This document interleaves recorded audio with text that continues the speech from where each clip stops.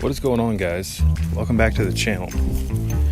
I get asked a lot of interesting questions throughout my videos. People leave awesome comments, you name it. And somebody recently asked me something about prepping. A lot of people are privy to the fact that the world is in a pretty cataclysmic state. There's a lot of uncertainties about what our future holds. And, if you look at the first lockdown, you guys, the initial lockdown, and you look at how panicked people were, panic comes from not being prepared for things, and most people live their lives unprepared. So, imagine what would happen during some type of war scenario or some really disastrous emergency where, everything was just shut off. What if the grid went down? How many of you guys, I think I just got stung by a bee. Yep.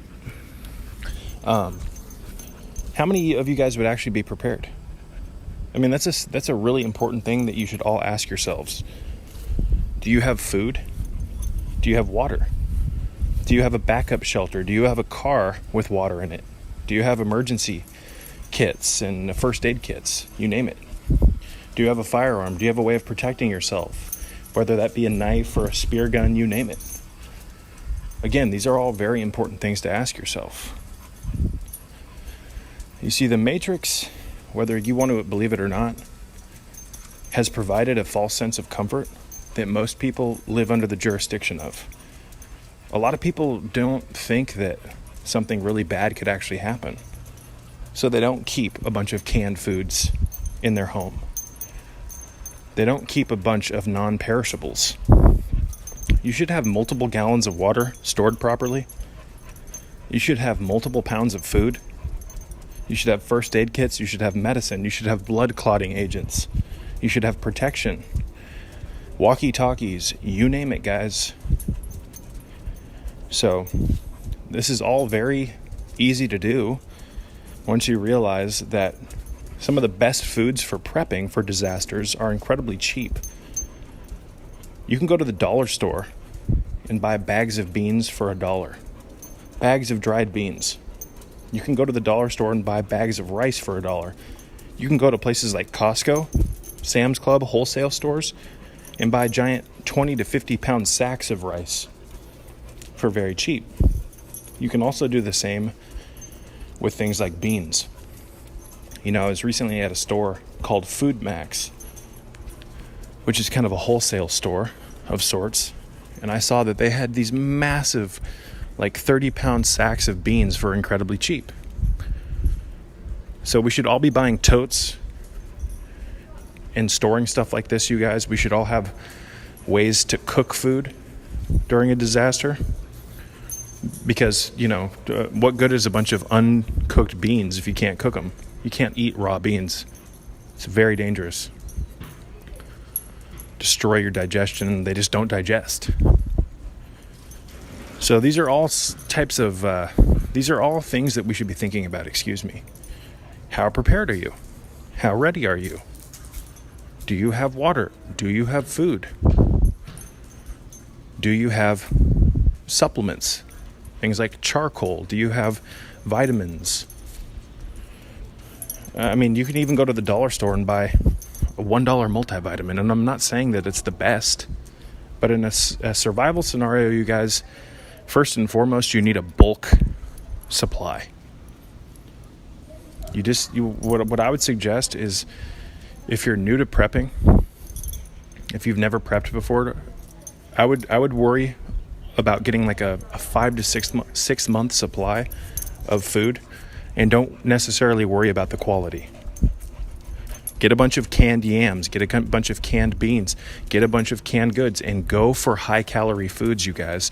Once you get a legitimate stock of food, a 6 month supply, if you will, then start worrying about the organic food and this, that, and the other. And one of the greatest things that you can keep on hand for a supplement of sorts is just buy giant things of alfalfa seeds.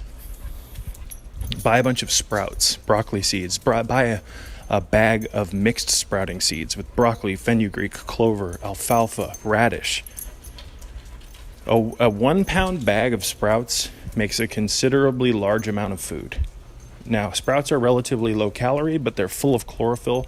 They oxygenate the blood. They have a handful of benefits. You can also take sprouts and grow entire plants with them. You should also save the seeds from like the cherries you eat. Save the food like your mango seeds, the seeds from apricots, you name it. You can also dehydrate foods and then not shrink wrap, vacuum seal them and save them for months. You can can fruit. You can preserve a lot of stuff, you guys. Proper prior planning prevents piss poor performance. Again, proper prior planning prevents piss poor performance. I love that quote. So, a bulk of calories is crucial. Rice and beans is the cheapest way to start prepping. Canned goods as well. You can go to wholesale stores and sometimes they have cans for 25 cents a piece of garbanzo beans, pinto beans, Peruvian beans. So, when I get asked about how to start prepping, I always tell people, focus first on getting a 6-month supply of food. Get as much of it as you can for as cheap as you can. Calories are going to keep you alive. Once you get a legitimate supply, then start, getting your other stuff, your more expensive stuff if you want. But a 2-week supply of expensive organic food is in no way, shape, or form as beneficial as a 6-month supply of cheaper foods that aren't organic. So I'm not against the whole high quality food thing, but when you're dealing with prepping, you want to focus on calories. Another great calorie source is white sugar, brown sugar, palm sugar, preferably white sugar though, because it's going to last the longest. There's a lot of calories in sugar, you guys. There's a lot of calories. Now, I'm not saying that it's a good thing to necessarily just eat a bunch of sugar, but I'll happily eat a ton of sugar to keep my monkey ass alive here in hell. Nuts are another great thing to store. I'm not a fan of vegetable oils, even coconut oil, you guys. But coconut oil is a good thing to keep on hand because it is a calorie source. There's a lot of calories in it. Peanut butter is a good calorie source. So once you build a foundation of cheap foods that are high calorie, then you start building upon your foundation. Hope that makes sense. And you start to stock up on B-complex vitamins, multivitamins, things like silver. Buy a bunch of antiviral herbs, oregano oil, the amino acid L-lysine, things of that nature. Protein powders can even be a beneficial thing, or weight gaining powders that have like 500 calories as a scoop. Again, I want to drive home the fact that in a survival situation, you're worried about calories first. Having 300 calories a day of organic food isn't going to do you much good in comparison to 2,000 calories of cheaper food.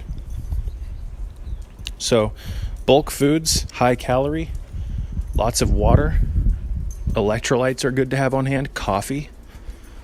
Stocking up on tobacco and cigarettes can be very beneficial because in a survival situation, those are going to be worth more than gold if no one's able to get, again, coffee and cigarettes and things of that nature, tobacco products. So you've got to also think about not only, food, but things that you can trade. Again, proper prior planning prevents piss poor performance. So, with what's going on in the world right now, I'm prepping, but I'm also intentionally gaining weight. Yes, you heard me. Intentionally gaining weight with high calorie, quality foods. Because right now I'm taking advantage of the fact that I can get high quality animal products, high quality vegetable products, fruit, you name it.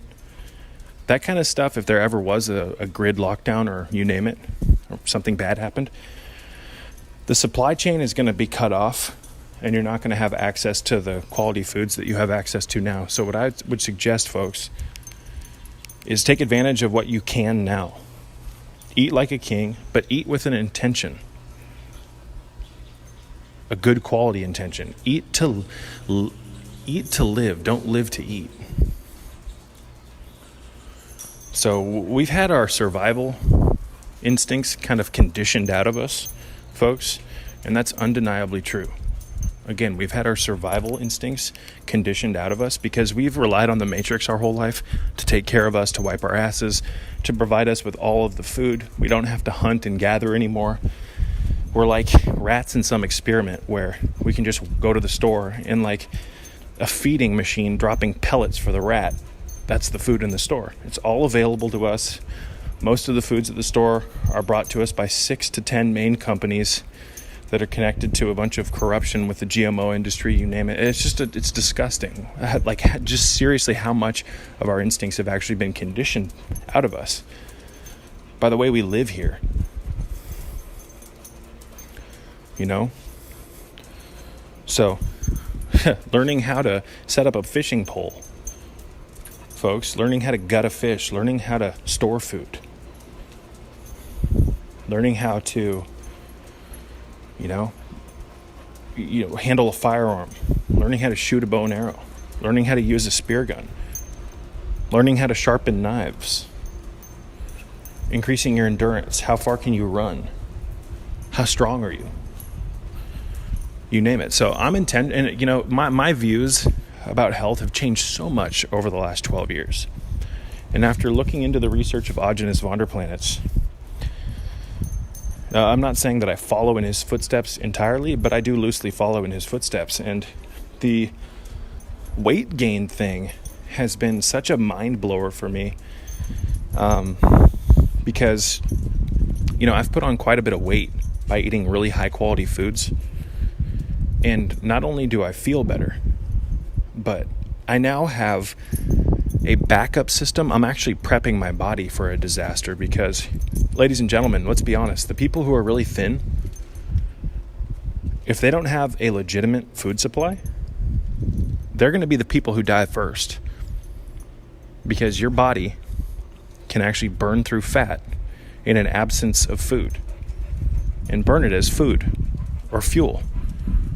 You see, if your body is very thin, if you don't have any healthy fat on you, and you suddenly don't have calories, if that's prolonged, your body's going to enter into a state of ketosis, and your body's going to start to burn ketones as fuel instead of glucose. And if you don't have fat on your system, you will starve to death if you're in ketosis. Your body will start to eat its own muscles. Your body will eat its own tissues. So, a little extra layer of gristle isn't a bad thing, as long as it's created from healthy fats and the proper foods. If you're putting weight on from constantly spiking your blood sugar, eating tons of gluten, pizza, wheat, GMO, grains, gluten-containing grains and starches, if you're gaining weight because you're eating or drinking a bunch of soda, that's not healthy fat, folks. That's when fat becomes dangerous. So here's the thing, and I hope this makes sense. Let's really dive into this. Our ancestors, before winter, would seek out as much food as possible to gain as much weight as possible so that during the colder months when food was scarce, they would have something to burn through on their body. This is a survival mechanism. When food is scarce, or when our ancestors knew food would be scarce, they intentionally gained as much weight as possible. They would eat as many carbohydrates as possible. But our ancestors, our ancient ancestors, luckily for them, they didn't have a supermarket filled full of a bunch of crap. They were eating, slain animals. They were eating or seeking out fruit, carbohydrates. Now, when winter came, the people who didn't have a decent supply of fuel stored on their body in the form of fat,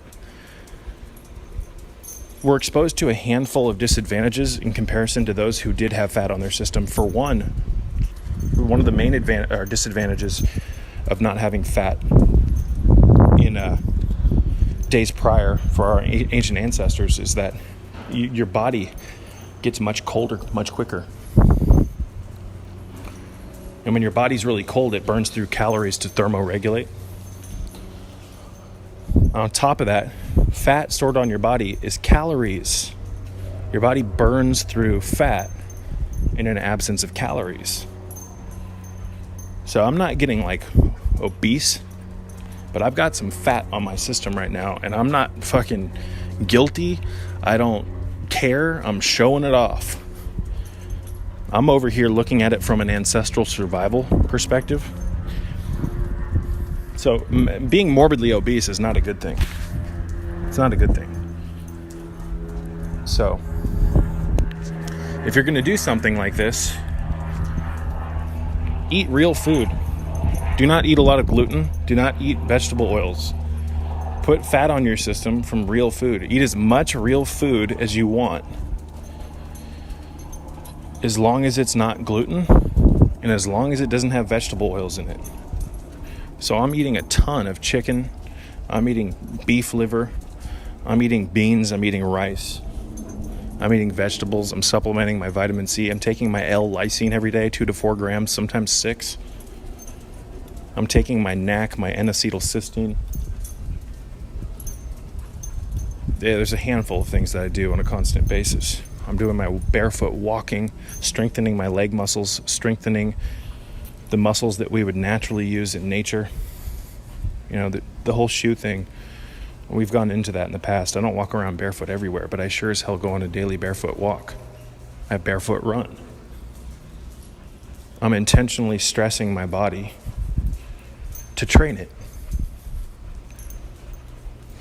So I know now, if for some reason the grid went down and I had no access to food, I could escape to the hills for a while and have enough fat to burn off my system to keep me alive.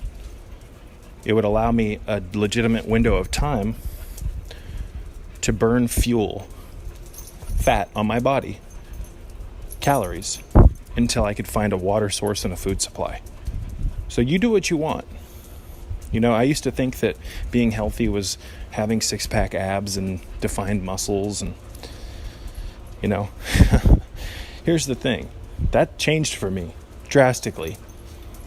And in such a toxic world where we're exposed to over 500 chemicals and additives a day, literally, in the air we breathe, the things we touch, the environment that we live in, the foods, having some extra fat on your system acts as a legitimate buffer between these toxins, because large amounts of toxins, environmental toxins, etc., get stored in fat tissue.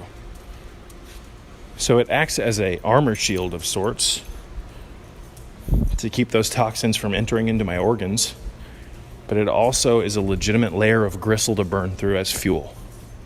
I don't care if people have a problem with me saying that. I don't care if it makes you uncomfortable and you think that, you know, oh, he's gaining weight, what's his issue? It's contradictive to health. No, you know what's contradictive to health? Being morbidly obese after you've eaten a ton of garbage. Putting on fat from unnatural foods. Constantly elevating your blood sugar. Eating carbohydrates. That's going to spike your insulin. You're going to put on fat. And that type of fat isn't healthy fat. It's like watery fat. Fat with vegetable oils in it.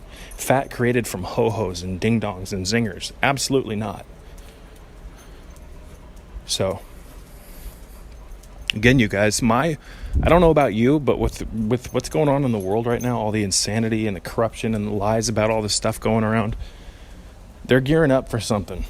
I can feel it in my bones. I can feel it in my blood. I can feel my ancestors in my blood motivating me to gain weight, to get ready, to be strong, and to motivate others to do the same thing. So I'm going to wrap this one up. We'll talk more about it in the future. I love you all.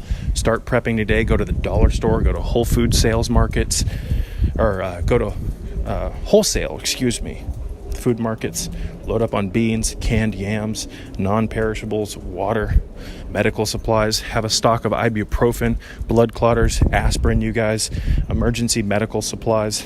Get yourself some type of protection, and let's all put our minds together and prepare for the insanity that's most likely right around the corner. Peace be with you all.